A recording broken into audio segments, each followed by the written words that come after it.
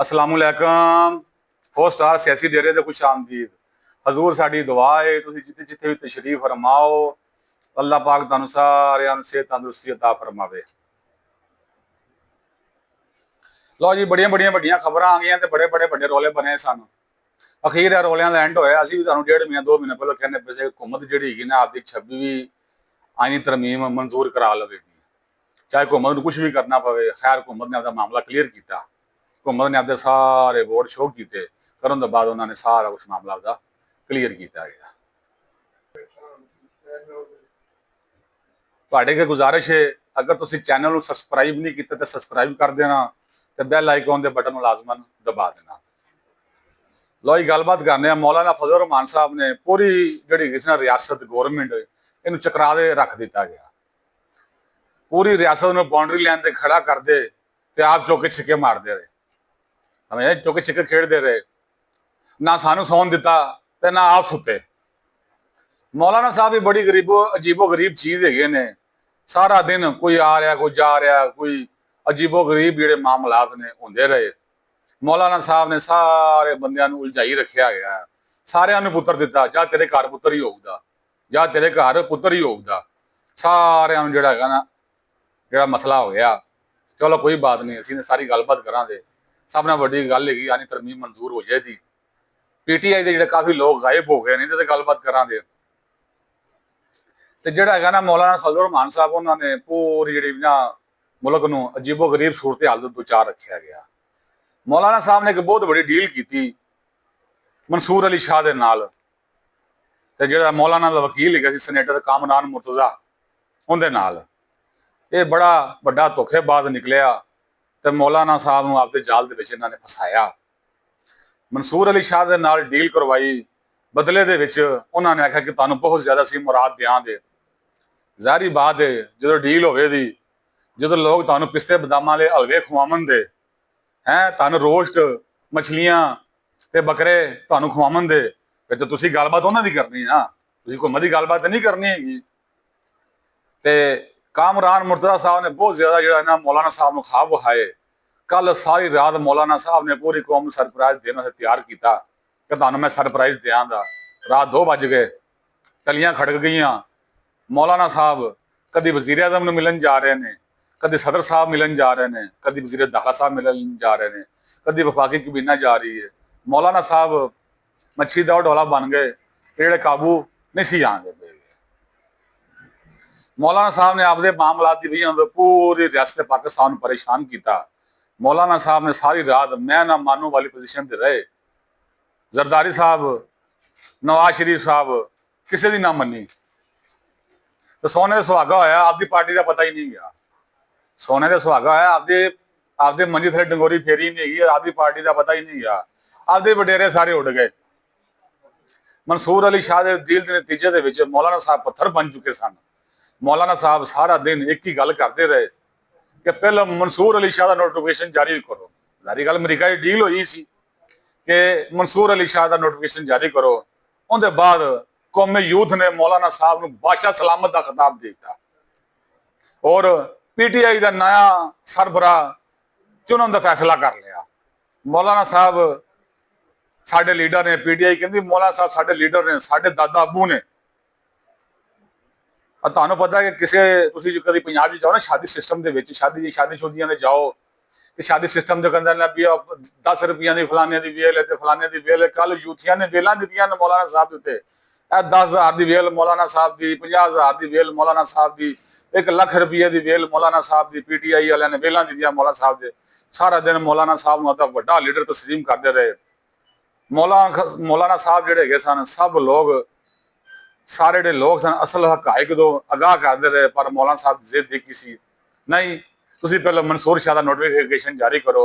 उन्होंने समझाया कि मौलवी साहब गल हैगी है, एक मुतनाज़ा आदमी, असीं दा नोटिफिकेशन जारी नहीं कर सकते। पर उन्हें कहा नहीं, वो कामरान मुर्तजा की वजह तो मौलाना साहब नूं पाकिस्तान की सदारत ते KPK की गौरमेंट और उन्होंने जिन्ने भी 4 सूबे के गवर्नर उन्होंने उस दिन पेशकश की। मौलाना साहब नजर आती पी सी भी मैं सदर पाकिस्तान बन जावांगा। इस पासे मौलाना साहब किसी भी बंदे की गल सुनने को तैयार नहीं सी।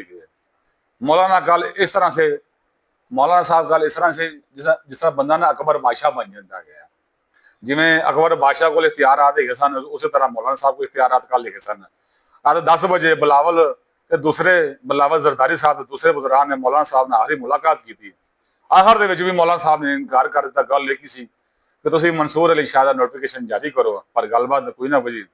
ਉਹਦੇ ਬਾਅਦ ਗਵਰਨਮੈਂਟ ਨੇ ਆਪਦਾ ਸਟੈਂਡ ਲਿਆ। ਰਿਆਸਤ ਮਾਂ ਹੁੰਦੀ, ਫਿਰ ਮਾਂ ਨੇ ਸਟੈਂਡ ਲਿਆ ਫਿਰ ਆਪਦਾ। ਫਿਰ ਉਹਨੇ ਆਖਿਆ ਅੱਛਾ ਐਸਨ ਕਬਾਲ ਤੇ ਤਲਾਲ ਚੌਧਰੀ ਤੇ ਦੂਸਰੇ ਵਜ਼ਰਾ ਦਾ ਬਿਆਨ ਹੈ ਕਿ ਸਾਨੂੰ ਅਸੀਂ ਹੁਣ ਦੂਸਰੇ ਤਰੀਕੇ ਨਾਲ ਜਿਹੜੀ ਹੈਗੀ ਨਾ ਆਨੀ ਤਰਮੀਮ ਆਪਦੀ ਪਾਸ ਕਰਵਾਵਾਂਗੇ, ਸਾਨੂੰ ਮੌਲਾਨਾ ਸਾਹਿਬ ਦੀ ਕੋਈ ਜ਼ਰੂਰਤ ਨਹੀਂ ਹੈਗੀ, ਅਸੀਂ ਹੁਣ ਦੂਸਰਾ ਤਰੀਕਾ ਇਸਤੇਮਾਲ ਕਰਾਂਗੇ। ਸਾਧ ਸੈਨੇਟ ਦਾ ਇਜਲਾਸ ਸ਼ੁਰੂ ਹੋ ਗਿਆ। ਰਾਤ 11 ਵਜੇ ਘੰਟੀਆਂ ਵੱਜੀਆਂ, ਮੈਂਬਰ ਅੰਦਰ ਆਣਾ ਸ਼ੁਰੂ ਹੋਏ। 10 ਵਜੇ ਤੱਕ ਕੋਈ ਫੈਸਲਾ ਨਹੀਂ ਸੀ ਹੁੰਦਾ ਪਿਆ। 11 ਵਜੇ ਜਦ ਮੈਂਬਰ ਆਣਾ ਛੱਡ ਕੋ ਮੈਂਬਰ ਅੰਦਰ ਆਏ ਨੇ ਤੇ ਉਹਨਾਂ ਨੇ ਕਿਹਾ ਕਿ ਅਸੀਂ ਹੁਣ ਮੌਲਾਨਾ ਸਾਹਿਬ ਤੋਂ ਬਗੈਰ ਜਿਹੜੇ ਨਾ ਆਈਨੀ ਤਰਮੀਮ ਮਨਜ਼ੂਰ ਕਰਾਵਾਂਗੇ, ਭਾਵੇਂ ਕੁਝ ਵੀ ਹੋ ਜਾਵੇ। ਸਮਝ ਨਹੀਂ ਸੀ ਆ ਰਹੀ ਕਿ ਪੀਟੀਆਈ ਤੇ ਮੌਲਾਨਾ ਜਿਹੜੇ ਹੈਗੇ ਨੇ ਨਾ, ਇਹਨਾਂ ਦੀ ਜੋੜੀ ਜਿਵੇਂ ਕੱਲ ਪੀਟੀਆਈ ਤੇ ਔਰ ਮੌਲਾਨਾ ਸਾਹਿਬ ਦੀ ਜੋੜੀ ਸੀ ਨਾ, ਜਿਹੜੀ ਇੰਜ ਸੀ ਜਿਵੇਂ ਟਿਚ ਬਚਨਾਂ ਦੀ, ਜਿਵੇਂ ਟਿਚ ਬਟਨਾਂ ਦੀ ਜੋੜੀ। ਉਹ ਕਹਿੰਦਾ ਨਾ ਅਸੀਂ ਦੋਵੇਂ ਇੰਜ ਡੋਲਣਾ ਜਿਵੇਂ ਟਿਚ ਬਟਨਾਂ ਦੀ ਜੋੜੀ। ਇਹ ਕੱਲ ਪੀਟੀਆਈ ਤੇ ਮੌਲਾਨਾ ਸਾਹਿਬ ਐਵੇਂ ਹੋਏ ਸਨ। ਅੱਛਾ ਜੀ, ਸੈਨੇਟ ਦਾ ਰਾਤ ਇਜਲਾਸ ਹੋਇਆ। ਮੌਲਾਨਾ ਨੂੰ ਪੈਗਾਮ ਦਿੱਤਾ ਕਿ ਸਾਨੂੰ ਹੁਣ ਤੇਰੀ ਜ਼ਰੂਰਤ ਨਹੀਂ ਹੈਗੀ। ਮੌਲਾਨਾ ਨੇ ਜਦੋਂ ਵੇਖਿਆ ਜਮੀਅਤ ਉਲਮਾ ਇਸਲਾਮ ਦੇ ਜਿਹੜੇ 5 ਸੈਨੇਟਰ ਹੈਗੇ ਨੇ, ਹੁਕੂਮਤ ਨੇ ਉਹਨਾਂ ਦੀ ਵੀਡੀਓ ਬਣਾ ਕੇ ਭੇਜੀ। ਹੈਲੋ, ਤੁਸੀਂ ਜਿਨ੍ਹਾਂ ਦੇ ਬੰਦਿਆਂ ਦੇ ਸਿਰ ਦੇ ਤਿੜਦੇ ਪਏ ਹੈ ਨਾ, ਇਹੋ ਬੰਦਿਆਂ ਨੂੰ ਅਸੀਂ ਜਿਹੜਾ ਹੈਗਾ ਨਾ 5 ਬੰਦੇ ਸਾਡੇ ਕੋਲ ਹੈਗੇ ਨੇ, ਇਸ ਵਾਰ ਸਾਨੂੰ ਤੁਹਾਡੀ ਜ਼ਰੂਰਤ ਨਹੀਂ ਹੈਗੀ। ਚਲੋ ਕੋਈ ਗੱਲ ਨਹੀਂ। ਫਿਰ ਕੌਮੀ ਅਸੈਂਬਲੀ ਦੇ 7 ਮੈਂਬਰਾਂ ਸੀ, ਉਹਨਾਂ ਦੀ ਵੀਡੀਓ ਭੇਜ ਦਿੱਤੀ ਗਈ। ਬੰਦੇ ਸਾਡੇ ਕੋਲ ਮੌਜੂਦ ਹੈਗੇ ਨੇ। ਵੀਡੀਓ ਦੇਖਣ ਦੇ ਬਾਅਦ ਮੌਲਾਨਾ ਸਾਹਿਬ ਪਰੇਸ਼ਾਨ ਹੋ ਗਏ। ਉਹਨਾਂ ਨੇ ਕੌਮੀ ਅਸੈਂਬਲੀ ਦੇ ਜਿਹੜੇ ਮੈਂਬਰ ਸੀ, 200 ਬੰਦਿਆਂ ਦੀ ਜ਼ਰੂਰਤ ਸੀ, 222 ਜਾਂ 24 ਤੇ 228 ਮੈਂਬਰ ਹੋ ਗਏ। ਮੌਲਾਨਾ ਸਾਹਿਬ ਨੇ ਕਿਹਾ ਕਿ ਮੈਂ ਤੁਹਾਡੀ ਮਿਹਰਬਾਨੀ ਹੈ, ਮੈਂ ਮਨਸੂਰ ਅਲੀ ਸ਼ਾਹ ਦੇ ਪਿੱਛੇ ਲੱਗਾ ਰਿਹਾ ਤੇ ਇੱਥੇ ਤੇ ਨਵਾਂ ਮਸਲਾ ਬਣ ਗਿਆ ਤੇ ਮੇਰੇ ਤਾਂ ਆਪਦੇ ਬਟੇਰੇ ਉੱਡ ਗਏ ਨੇ। ਪੀਟੀਆਈ ਵਾਲੇ ਕਹਿੰਦੇ ਰਹੇ ਨੇ ਕਿ ਉਹਨਾਂ ਪਤਾ ਲੱਗ ਗਿਆ ਕਿ ਪੀਟੀਆਈ ਵਾਲੇ ਕਹਿੰਦੇ ਰਹੇ ਕਿ ਅਸੀਂ ਜਿਹੜਾ ਹੈਗਾ ਨਾ 10 ਬੰਦੇ ਨੂਨ ਲੀਗ ਦੇ ਤੋੜ ਲੈਣੇ, ਤਾਂ ਉਹ ਪਰ ਗਲਤ ਖਬਰ ਸੀ। ਮੌਲਾਨਾ ਦੀ ਜਿਹੜੀ ਸਾਰੀ ਪਾਰਟੀ ਸੀ ਕੋਈ ਜੇਬ ਚ ਪਾ ਦੇ ਲੈ ਕੇ ਆ ਗਿਆ। ਚਲੋ ਸੈਨੇਟ ਦਾ ਇਜਲਾਸ ਹੋਇਆ, ਮੈਂਬਰ ਅੰਦਰ ਦਾਖਲ ਹੋਏ। ਮੌਲਾਨਾ ਨੇ ਬਿਲਾਵਲ ਸਾਹਿਬ ਨੂੰ ਫੋਨ ਕੀਤਾ, ਤੁਹਾਡੀ ਮਿਹਰਬਾਨੀ ਇਜਲਾਸ ਰੋਕ ਦਿਓ, ਤੁਹਾਡੀ ਮਿਹਰਬਾਨੀ ਇਜਲਾਸ ਰੋਕ ਦਿਓ, ਮੇਰਾ ਬੱਚਾ ਪਿਆਰਾ, ਮੇਰਾ ਪੁੱਤਰ ਨਹੀਂ ਗਿਆ, ਮੈਂ ਹਾਜ਼ਰ ਹੋਣਾ, ਤੁਹਾਡੀ ਮਿਹਰਬਾਨੀ ਹੈ। ਬਿਲਾਵਲ ਭੁੱਟੋ ਨੇ ਕਿਹਾ ਕਿ ਮਨਸੂਰ ਅਲੀ ਸ਼ਾਹ ਕੋਲ ਜਾ ਸਦਾਰਤ ਹਾਸਲ ਕਰੋ, ਸਾਡੇ ਕੋਲ ਹੁਣ ਕੁਝ ਵੀ ਨਹੀਂ ਗਿਆ, ਤੇ ਕੇਪੀ ਕੀ ਗਵਰਨਮੈਂਟ ਹਾਸਲ ਕਰੋ। ਉਹਨਾਂ ਨੇ ਕਿਹਾ ਨਾ ਮੇਰਾ ਪੁੱਤਰ ਇੱਧਰ ਆ, ਬੱਬਿਆਂ ਦੀ ਗੱਲਬਾਤ ਕਰਨੇ ਆ। ਫਿਰ ਮਨਸੂਰ ਅਲੀ ਸ਼ਾਹ ਦਾ ਨੰਬਰ ਬਲਾਕ ਕਰ ਦਿੱਤਾ, ਕਾਮਰਾਨ ਮੁਰਤਜ਼ਾ ਨੂੰ ਫਾਰਗ ਕੀਤਾ ਤੇ ਉਹਨਾਂ ਨੇ ਕਿਹਾ ਕਿ ਤੁਸੀਂ ਲੋਕ ਮੇਰੇ ਬਗੈਰ ਕੰਮ ਨਹੀਂ ਕਰ ਸਕਦੇ ਤੇ ਸਾਰੀ ਉਮਰ ਮੈਂ ਪਛਤਾਉਂਦਾ ਰਵਾਂਗਾ। ਮੌਲਾਨਾ ਸਾਹਿਬ ਨੇ ਆਖਿਆ ਸਾਰੀ ਉਮਰ ਮੈਂ ਪਛਤਾਉਂਦਾ ਰਵਾਂਗਾ, ਤੁਹਾਡੀ ਮਿਹਰਬਾਨੀ ਤੁਸੀਂ ਇੱਥੇ ਆਓ। ਉਹਦੇ ਬਾਅਦ ਮੌਲਾਨਾ ਸਾਹਿਬ ਨੇ ਪ੍ਰੈਸ ਕਾਨਫਰੰਸ ਕੀਤੀ, ਹੁਕੂਮਤ ਦੇ ਸਾਥ ਹੋਣ ਦਾ ਐਲਾਨ ਕੀਤਾ। ਐਲਾਨ ਹੋਣ ਤੋਂ ਬਾਅਦ ਜਿਹੜਾ ਹੈਗਾ ਨਾ ਦੋਵਾਂ ਇਮਾਨਾਂ ਨੂੰ ਕੱਲ 11 ਵਜੇ ਹੁਕੂਮਤ ਨੇ ਇਜਲਾਸ ਤਲਬ ਕਰ ਲਿਆ। ਅੱਜ ਸਾਡੇ ਕੋਲ ਜਦੋਂ ਤੁਹਾਡੀ ਵੀਡੀਓ ਪਹੁੰਚੇ ਦੀ, ਮੇਰੇ ਹਾਲ 'ਚ ਯਾਨੀ ਤਰਮੀਮ ਮਨਜ਼ੂਰ ਹੋ ਚੁੱਕੀ ਹੋਵੇ ਦੀ। ਇਹ ਅੱਜ ਦਾ ਦਿਨ ਮੁਬਾਰਕ ਹੈਗਾ 20 ਅਕਤੂਬਰ। ਇਹਨੂੰ ਕਿੰਨੇ ਸਾਲ ਦੀ ਯਾਦ ਰੱਖਿਆ ਜਾਵੇਗਾ ਕਿ ਅੱਜ ਦੇ ਦਿਨ 26 ਯਾਨੀ ਤਰਮੀਮ ਮਨਜ਼ੂਰ ਹੋਈ ਹੈ। ਮੌਲਾਨਾ ਸਾਹਿਬ ਦੇ ਜਾਣ ਤੋਂ ਬਾਅਦ ਪੀਟੀਆਈ ਜਿਹੜੀ ਅਸੈਂਬਲੀ ਸੀ, ਉਹਨਾਂ ਨੇ ਦੋਵਾਂ ਇਮਾਨਾਂ ਦੇ ਵਿੱਚੋਂ, ਸੈਨੇਟ ਦੇ ਵਿੱਚੋਂ ਤੇ ਉਹਦੇ ਵਿੱਚੋਂ ਕੌਮੀ ਅਸੈਂਬਲੀ ਵਿੱਚ ਇਜਲਾਸ ਦਾ ਬਾਈਕਾਟ ਕਰ ਦਿੱਤਾ ਗਿਆ। ਉਹਨਾਂ ਨੇ ਹੜਤਾਲ ਦਾ ਐਲਾਨ ਕਰ ਦਿੱਤਾ ਗਿਆ। ਚਲੋ ਕੋਈ ਨਹੀਂ, ਜਿਵੇਂ ਵੀ ਹੋਵੇਗਾ। ਉਹ 8-10 ਅਰਕਾਨ ਜਿਹੜੇ ਹੈਗੇ ਨੇ ਸੈਨੇਟ ਦੇ ਵਿੱਚੋਂ ਤੇ 10-12 ਅਰਕਾਨ ਕੌਮੀ ਅਸੈਂਬਲੀ ਦੇ ਜਿਹੜੇ ਪੀਟੀਆਈ ਦੇ ਹੈਗੇ ਨੇ ਹੁਕੂਮਤ ਨਾਲ ਮਿਲ ਗਏ ਨੇ। ਚਲੋ ਉਹਦੇ ਬਾਅਦ ਕਾਜ਼ੀ ਫਾਇਜ਼ ਈਸਾ ਸਾਹਿਬ ਹੈਗੇ ਨੇ, ਉਹਨਾਂ ਨੇ 8 ਜੱਜ ਜਿਹੜੇ ਹੈਗੇ ਨੇ ਉਹਨਾਂ ਕੋਲ ਵਜ਼ਾਹਤ ਤਲਬ ਕਰ ਲਈ। ਇਲੈਕਸ਼ਨ ਕਮਿਸ਼ਨ ਦੀ ਜਿਹੜੀਆਂ ਮਖਸੂਸ ਨਸੀਹਤਾਂ ਗਈਆਂ ਨੇ ਉਹਦੇ ਮੁਤਲਕ ਵਜ਼ਾਹਤ ਤਲਬ ਕਰ ਲਈ ਗਈ ਹੈ। ਇਹ ਜਿਹੜੀ ਵਜ਼ਾਹਤ ਹੋਈ ਉਹਨਾਂ ਕੋਲੋਂ, ਉਹਨਾਂ ਨੇ ਪੁੱਛਿਆ ਕਿ ਜਦੋਂ ਇੱਕ ਗਵਰਨਮੈਂਟ ਨੇ, ਇੱਕ ਪਾਰਲੀਮੈਂਟ ਨੇ ਕਾਨੂੰਨ ਪਾਸ ਕੀਤਾ ਗਿਆ ਹੈ ਕਿ ਕੋਈ ਵੀ ਬੰਦਾ ਇਸ ਕਾਨੂੰਨ ਦੀ ਹੱਦ 'ਚ ਰਹਿ ਕੇ ਕੰਮ ਕਰ ਸਕਦਾ, ਤੁਸੀਂ ਉਹਨੂੰ ਪਾਸ ਕਰਦੇ ਹੋਇਆ ਫਿਰ ਪੀਟੀਆਈ ਨੂੰ ਤੁਸੀਂ ਜਿਹੜਾ ਨਾ ਮਖਸੂਸ ਨਸੀਹਤਾਂ ਦੇਣ ਦੇ ਉੱਤੇ ਬਸ ਦਿੱਤੀ ਗਈ ਹੈ। ਉਹਦੇ ਮੁਤਲਕ ਕਾਜ਼ੀ ਫਾਇਜ਼ ਈਸਾ ਨੇ ਜਿਹੜਾ 8 ਜੱਜਾਂ ਕੋਲ ਵਜ਼ਾਹਤ ਤਲਬ ਕਰ ਲਈ ਹੈ। ਉਹਦੇ ਬਾਅਦ ਆਨੇ ਘੁੰਮਦੇ ਪੰਜਾਬ ਨੇ ਅਡਿਆਲਾ ਜੇਲ੍ਹ ਦੇ ਵਿੱਚ ਮੁਲਾਕਾਤਾਂ ਦੀ ਪਾਬੰਦੀ ਲਾ ਦਿੱਤੀ ਗਈ ਹੈ। ਕੋਈ ਬੰਦਾ ਇਹ 3 ਦਿਨ 4 ਦਿਨ ਕਿਸੇ ਬੰਦੇ ਨੂੰ ਨਹੀਂ ਮਿਲ ਸਕਦਾ। ਖਾਸ ਕਰਕੇ ਆਪਣੇ ਸਾਡੇ ਪੀਰੋ ਮੁਰਸ਼ਦ ਇਮਰਾਨ ਖਾਨ ਸਾਹਿਬ ਉੱਤੇ ਗਵਰਨਮੈਂਟ ਨੇ ਪਾਬੰਦੀ ਲਾ ਛੱਡੀ ਹੈਗੀ ਹੈ। कोई बंदा भी जिहड़ा हैगा ना इन्हां नूं नहीं मिल सकता कि मुल्क दे विच इंतशार ना फैल जाए और मसले मसैल ना बन जान और कोई मसला ना बने।